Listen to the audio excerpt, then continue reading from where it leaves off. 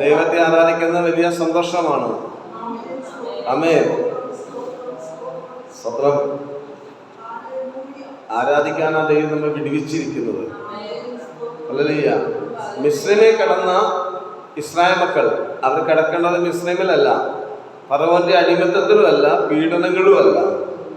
തക്ക സമയം വന്നപ്പോൾ ദൈവം ഒരു മനുഷ്യനെ എടുത്ത് അവനെ നിയോഗിച്ചയക്കുകയാണ്. എന്നിട്ടൊരു വാക്ക് പറയാണ്, എന്നെ ആരാധിപ്പാൻ എൻ്റെ ജനത്തെ വിട്ടയക്കാം. വിട്ടതിലൊക്കെ എന്തിനു വേണ്ടി? ദൈവത്തെ ആരാധിക്കാനാണ്. ആമേൻ. സ്തോത്രം. എൻ്റെ ഭാഷയിൽ പറഞ്ഞാൽ നമ്മുടെ ആരാധന ഒന്നും ആയിട്ടില്ല. 6-7 മണിക്കൂറെങ്കിലും ദൈവത്തെ ആരാധിക്കണം. സ്തോത്രം. ഹല്ലേലൂയ. മറക്കണം. ഹല്ലേലൂയ. സാഹചര്യ ചുറ്റുപാടുകളും ഒക്കെ മറക്കണം, നമ്മെ മറക്കണം. ഹല്ലേലൂയ. ആമേൻ. സ്തോത്രം.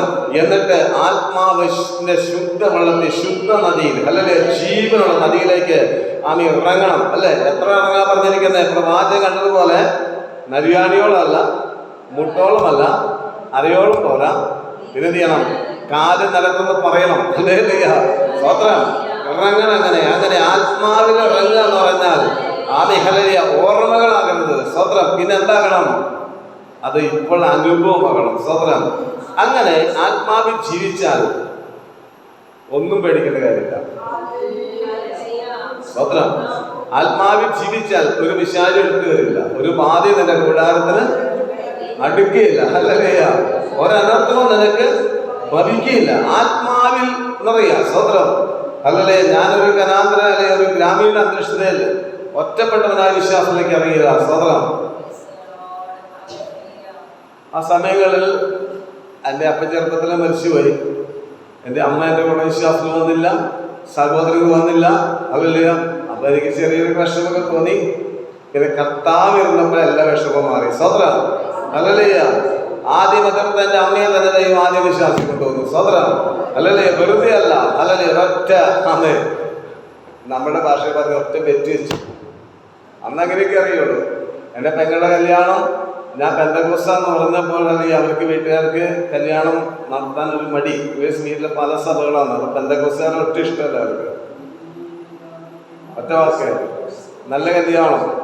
ഞാൻ അമ്മയോട് പറഞ്ഞു, എല്ലാവരും എന്നെ കുറ്റം വിധിച്ച് വിഷമിച്ച് അമ്മ കരഞ്ഞു. ഈ കല്യാണം അടങ്ങി ഒന്ന് നടന്നാൽ എൻ്റെ അമ്മ എൻ്റെ കൂടെ വിശ്വാസത്തിലേക്ക് ബന്ധിപ്പിച്ചു. യെസ്. ഹല്ലേലൂയ.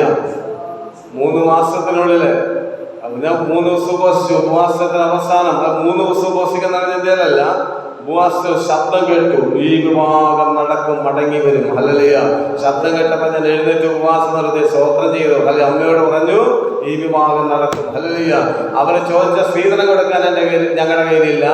ആ മേഖലയെ അവരുടെ ചിന്തയ്ക്ക് ഒന്നുമല്ല. എന്നാൽ അവര് പലയിടത്തും പോയി പെണ്ണ് കണ്ടു, നടന്നില്ല. അവസാനം 3 മാസം കഴിഞ്ഞപ്പോൾ മടങ്ങി വന്നു. സ്തോത്രം. വിളിച്ചു. ഹല്ലേലൂയ. ആ വിഭാഗം നടന്നതിന്റെ അടുത്ത ദിവസം ഞാൻ പറഞ്ഞു, എൻ്റെ വീട്ടിൽ പ്രാർത്ഥന വയ്ക്കാൻ ഒരു സാഹചര്യം ഉണ്ടാകുന്നില്ല. കാരണം എല്ലാവർക്കും എതിർത്ത് വീട്ടിൽ പ്രാർത്ഥന വയ്ക്കണം. പ്രാർത്ഥന വെച്ചു. അമ്മ പ്രാർത്ഥനയ്ക്ക് ഇരുത്തി. ഹല്ലേലൂയ. ആമേ. സ്തോത്രം. സാധാരണ അമ്മമാരങ്ങനെ ഇരിക്കുന്ന വെച്ചാൽ അമ്മയ്ക്ക് പള്ളിയുടെ ഒരു ഇഷ്ടം, സിനിമ പ്രിയം. അമ്മയുടെ ആൾക്കാരൊക്കെ നാടകക്കാരൊക്കെ ഉണ്ട്. നാടക നടികളും നാടക മേഖലകളൊക്കെ ഉള്ളവരൊക്കെ ഉണ്ട്. ആമേ. ഇപ്പോഴും ജീവിച്ചിരിക്കുന്നുണ്ട്. സ്തോത്രം. അങ്ങനെയൊക്കെയുള്ള കമ്പം കഥകളൊക്കെയാണ്. അങ്ങനെ അമ്മ ഇരുന്നു. ആ യോഗത്തിൽ വെച്ച് അമ്മ രക്ഷിക്കപ്പെട്ടു. സ്തോത്രം. അല്ലെങ്കിൽ ഒറ്റ കാര്യം, ദൈവത്തെ ആരാധിക്കുക. ഹല്ലേലൂയ. ഞാൻ 3 ദിവസം ഉപവാസം ഇരുന്ന് പൊട്ടിക്കരയല്ല ചെയ്ത് കരഞ്ഞേൽപ്പിച്ചിട്ട് എന്തിയാണ് അത് സംഭവിക്കുന്നത്? വീടിനകത്തിരിക്കാൻ പറ്റിയില്ല.